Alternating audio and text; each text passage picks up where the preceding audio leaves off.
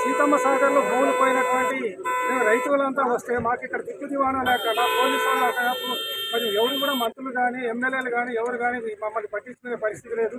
కనీసం మంత్రులు కూడా కలుసుకొని మా యొక్క బాధల్ని వివరించుదాం అనుకొని మేము దరఖాస్తులు కూడా తయారు చేసుకొని ఉంచుకున్నాము. ఇప్పుడు 5 ప్రాజెక్టుల్లో భూములు కోల్పోయి 90% భూములు ఇక్కడ కోల్పోయింది ఏమీ లేదు మాకు ప్రస్తుతానికి. మాకు కావాల్సింది మాకు నష్టపరిహారం ఇవ్వండి. ఇప్పుడు ఉన్న దాంట్లో అయినా సరే ఏదైనా 25,000 రూపాయల చొప్పున నష్టపరిహారం ఎప్పుడో 8 లక్షలు ఇచ్చిన భూమికి 5-6 సంవత్సరాలు దాటిన తర్వాత కూడా మళ్ళీ అదే 8 లక్షలు ఇస్తామని గతంలో ఉన్నటువంటి అధికారులు వాళ్ళు రకరకాలుగా మమ్మల్ని మాయ చేసి మేము కోర్టుకు పోయే పరిస్థితి తెచ్చుకొని మేము స్టే ఆర్డర్లు కూడా తీసుకురావడం జరిగింది. అయినప్పటికీ కూడా స్టే ఆర్డర్ వచ్చింది. కనీసం ఇప్పుడైనా మాకేమైనా మా గవర్నమెంట్ మారింది కదా అనే ఉద్దేశంతో మేము మంత్రుల్ని కలవడానికి వచ్చినప్పుడు మమ్మల్ని కనీసం ఒక 10-20 మందిని మా గ్రామంలో వాళ్ళనే దేశంలో అందరినీ కూడా అడగలేదు.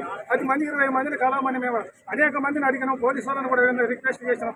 ఎంత చేసినా సరే మమ్మల్ని వాళ్ళని కలవడానికి మేము ఎక్కడికి పోయి ఇచ్చుకోవాలి, ఈ పరిస్థితి ఏం చేయాలనేది మాకు అర్థం కావటం లేదు.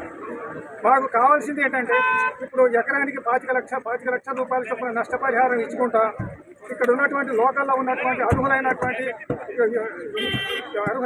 విద్యావంతులైనటువంటి కుర్రవాళ్ళకి అందరికీ ఉద్యోగాలు ఇవ్వాలని, అదేవిధంగా ప్రాజెక్టులు భూములు కోల్పోయినటువంటి కుటుంబ సభ్యులలో ఒకళ్ళకి అర్హతకు తగిన ఉద్యోగం ఇవ్వాలనేది మా డిమాండ్లు ఉన్నాయండి. ఇవన్నీ చెప్పుకొని మంత్రులకు ఎవరిస్తామంటే కనీసం ఎవరు కూడా మా బాధలు పట్టించుకునే పరిస్థితి లేదు. కాబట్టి ఎట్లాగైనా సరే ఈ గవర్నమెంట్ మేము గతంలో కూడా మన ముఖ్యమంత్రి గారు పాదయాత్రకు వచ్చినప్పుడు కానీ అంతకుముందు పిసిసి అధ్యక్షులుగా ముందుగా ఉన్నప్పుడు గవర్నమెంట్ లేనప్పుడు కూడా మేము ఆయన కలవడం జరిగింది.